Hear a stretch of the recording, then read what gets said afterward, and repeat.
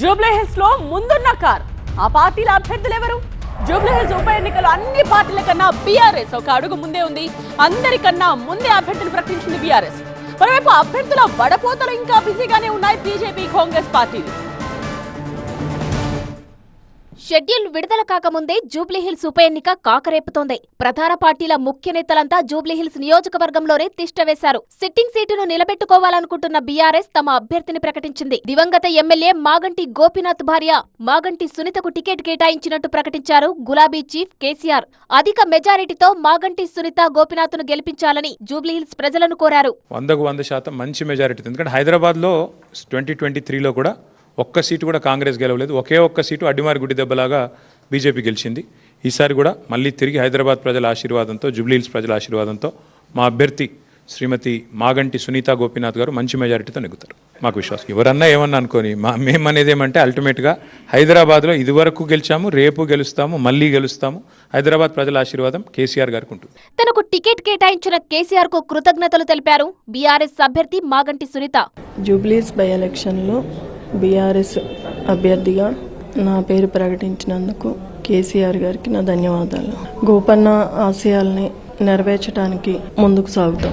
మాగంటి గోపీనాథ్ ఆశయాల సాధన కోసం పనిచేస్తానన్నారు మాగంటి సునీత. 10 సంవత్సరాలు గోపన్న చేసిన పనులే ప్రజల ఆశీర్వచనాలు.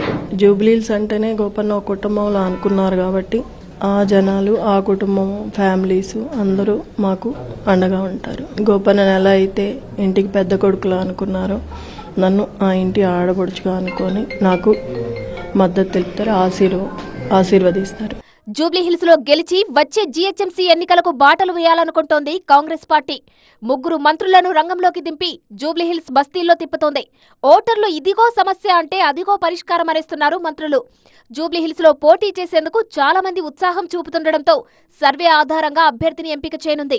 జూబ్లీహిల్స్ ఎన్నిక గెలవాలన్న ఉద్దేశంతో సర్వే చేస్తా ఉన్నాం. దాదాపు 4 నుంచి 6 సీరియస్ అభ్యర్థులు అక్కడ టికెట్ ఆశిస్తూ ఉన్నారు. సర్వేల ఆధారంగా గెలిపే ధ్యేయంగా అభ్యర్థి యొక్క ఎంపిక జరుగుతుంది. చాలా మంది అభ్యర్థిస్తున్నారు, చాలా మంది పేర్లు మీకు తెలుసు, చాలా మంది ఆశిస్తూ ఉన్నారు. బట్ ఫైనల్ గా ప్రజలతో సత్సంబంధాలు ఉండి రేపు గెలిచేటటువంటి సత్తా ఉన్న అభ్యర్థిని ఎంపిక చేస్తారు. ఏఐసీసీ త్వరలో అభ్యర్థిని ప్రకటిస్తుందన్నారు టీపీసీసీ చీఫ్ మహేష్ కుమార్ గౌడ్. ముఖ్యమంత్రి రేవంత్ రెడ్డి గారి దగ్గర సంపూర్ణమైన సమాచారం ఉంది.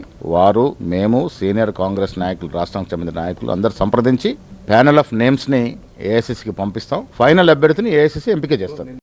బీజేపీ కూడా త్వరలోనే అభ్యర్థిని ప్రకటిస్తామంది. లంకల దీపక్ రెడ్డితో పాటు మహిళా అభ్యర్థుల పేర్లను పరిశీలిస్తోంది కమలం పార్టీ. జూబ్లీహిల్స్ ఎన్నికల కోసం ఇప్పటికే కమిటీని నియమించింది బీజేపీ.